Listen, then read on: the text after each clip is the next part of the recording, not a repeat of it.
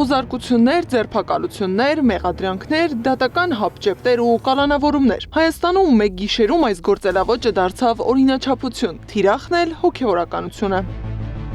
Ամեն բան սկսվեց հունիսին Բագրատ arczepiskopos Գալստանյանի ձերբակալությամբ։ Ժամեր տևած խուզարկությունից հետո քննչական կոմիտեն հրապարակեց լուսանկարներ ու հայտարարեց, թե Սրբազան պայքար շարժման մասնակիցները եւ ղեկավարները պլանավորել էին Հայաստանում իրականացնել ահաբեկություն եւ զավթել իշխանությունը։ Այս հայտարարությանը հաջորդեց Բագրատ Սրբազանի եւ 17 անձանց ձերբակալությունն ու կալանավորումը, որը փաստաբանները որակում են անհիմն։ Եթե Էյնշտեյնը ողջ լիներ,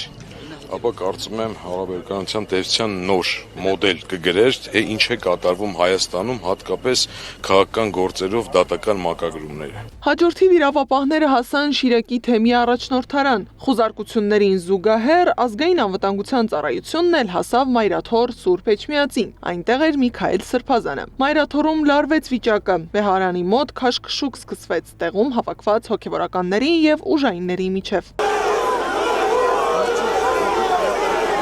Ի վերջո Միքայել Սրբազանը եւ փաստաբանական խումբը ինքնակամ գնացին քննչական կոմիտե։ Միքայել arczepiskopos Աջապահյանին ձերբակալելու հիմքը դարձավ 1 տարվա վաղեմության հարցազրույցը, որում իրավապահները իշխանությունը զավթելու կոչ էին գտել։ Մոտ 2 ամիս տևած դատավարությունն ավարտվեց Շիրակի թեմի առաջնորդի ազատազրկմամբ 2 տարի 6 ամիս ժամկետով։ Փաստաբանների խոսքով դատարանն այդպես էլ չի ներկայացրել այն հարցազրույցը, որը դարձել է այս ամբողջ դատական պրոցեսի հիմքը։ Միքայել Սրբազանը մեղադրվում էր Քրեական օրենսգրքի 422 հոդվածի երկրորդ մասով նախատեսված արարք կատարելու համար։ Այսօր դատանը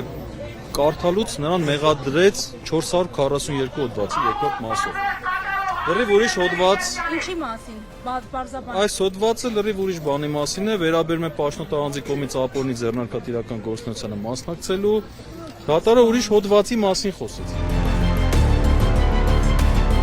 Եվ վերջին խուզարկությունը հոկտեմբերին Արագածոտնի թեմի առաջնորդարանում էր, որն ավարտվեց ձերբակալությունների հերթական շղթայով։ Կալանավորեցին եւս մեկ թեմի առաջնորդի, Արագածոտնի թեմի առաջնորդ Մկրտիչ եպիսկոպոս Պրոշյանին, 2 մեղադրանքով՝ իշխանական կամ ծառայողական լիազորությունները գործածելով ընտրական իրավունքին խոչընդոտելու եւ հավաքներին մասնակցելուն հարկադրելու։ Իսկ մեղադրանքի հիմքը կարգալույց Ստեփան Ասատրյանի հանրային հեռուստատեսության եթերում արած հայտարարությունն էր, որտեղ նա պնդել էր, թե իրենց հարկադրել են մասնակցել 2021-ի ընդդիմության հանրահավաքներին։ Վերջում Սրբազանը ասեց հետևյալ խոսքերը. Նախ շնորհակալություն հայտնեց բոլորին, հետո ասեց ես լավատես չեմ, ես գիտեմ հիմա ասեց առավոտյան արդեն 6-ն է, դուք բոլորդ գնալու եք տուն, իսկ ես չեմ գնալու տուն։ Մկրտիչ Սրբազանի վերջի խոսքը դա էր։ Այսինքն ինքը լավ պատկերացնում էր, գիտակցում էր, գիտեր, որ իրավաբանություն չկա այստեղ։ Խուզարկություններ, ենթադրյալ բացահայտումներ, ձերբակալություններ ու երկար ձգվող դատական գործընթացներ, որի արդյունքում այսօր 3 թեմի առաջնորդ եւ 1 քահանա բանտում են, իսկ կարգալույցը եկեղեցում, թիկունքին ունենալով իշխանության աջակցությունը։